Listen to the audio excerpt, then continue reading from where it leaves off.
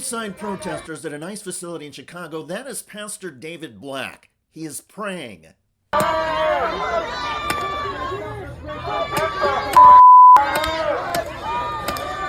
Yes, ICE agents firing pepper balls just shot Pastor Black in the head.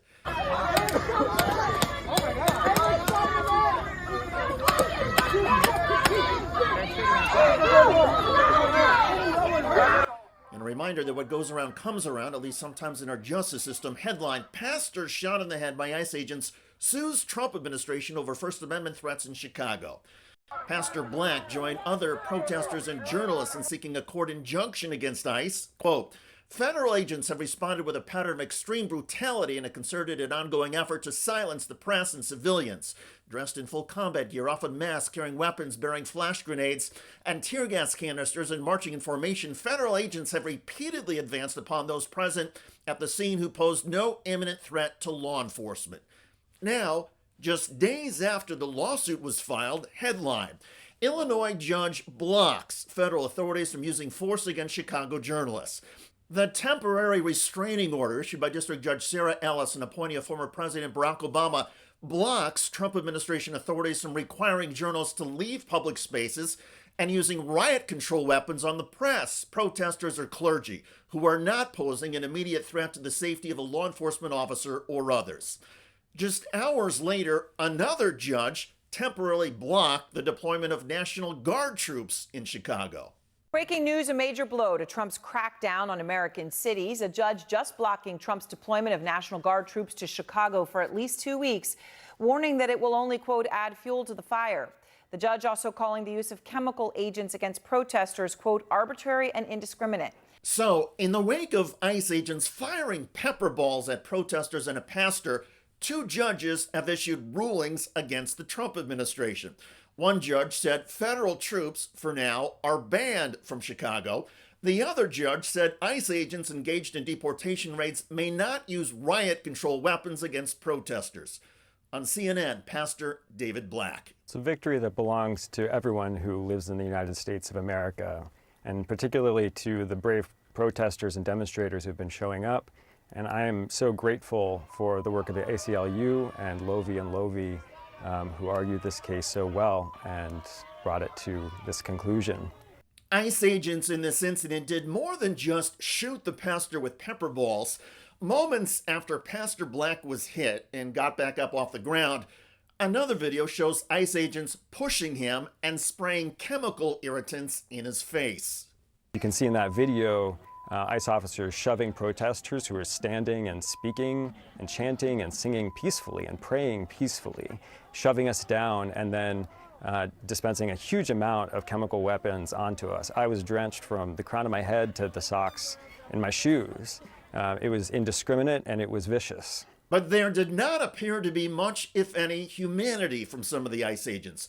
And when firing down at the protesters from the roof, a few of the agents seemed to take some sadistic pleasure in their use of force. Yeah, we could hear them laughing as they were shooting us from the roof, and it was deeply disturbing.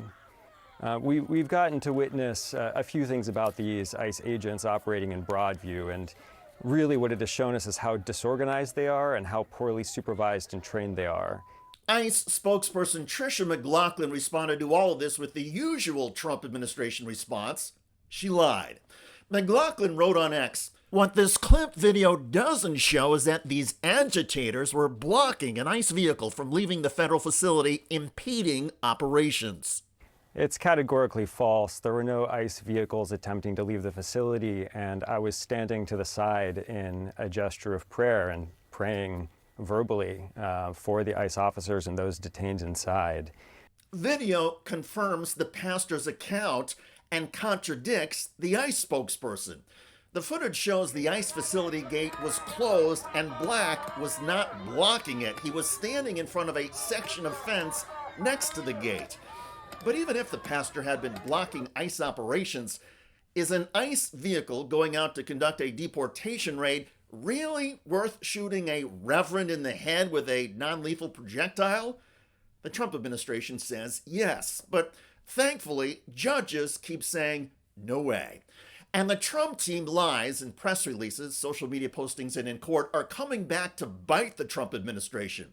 Judges are pointing to the administration's lack of credibility and honesty. And now, the judges have ruled that ICE must stop using force against journalists and protesters, and that federal troops cannot enter Chicago to back up ICE or for any other mission. This is a clear win for Pastor Black, for protesters, and for state and local leaders. There is always the possibility, of course, that the Trump administration will simply ignore the court rulings, place soldiers in Chicago, and tell the troops and ICE agents to attack anybody that Donald Trump or his goons do not like. For now, however, the rule of law seems to be holding, and reality is winning. As the judges pointed out, there is no rebellion in Chicago. Violence this year is down, not up. And if federal agents want to try and deport undocumented workers, the action must be taken in accordance with constitutional due process. In other words, trigger-happy federal goons cannot shoot a journalist, protester, or pastor. It's not funny. It's not legal. And beyond all of that, it underscores how sick and demented federal actions under Trump have become. America is better than this, as the judges keep ruling. By the way, the Trump prosecutor in the James Comey case just had to make a stunning admission in court. None of the 100 attorneys in Lindsay Halligan's office were willing to help her in court, so Halligan had to bring in prosecutors from another district. These AUSAs going in and telling judge, we don't really have all the details. Right. We're new to this.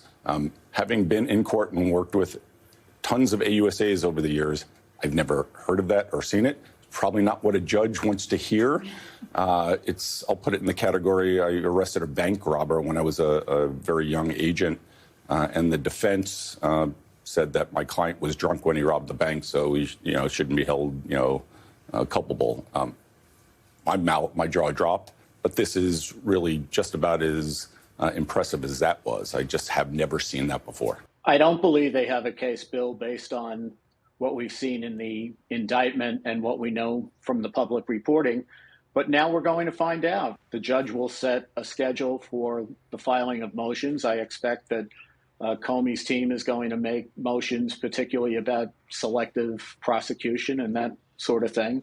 And the judge will have to rule on that. And if the case doesn't get thrown out prior to a trial date, we'll have a trial. Check out that video at the link below. It generated a lot of comments on YouTube. One of the most popular was from a lawyer who wrote, "Disbar her and Bondi and the rest of the corrupt Department of Justice." I hear you. I look forward to reading your comments about judges hammering the Trump administration after ICE agents shot pepper balls at a peaceful protester, including a pastor. I'm David Shuster. Thanks for joining us.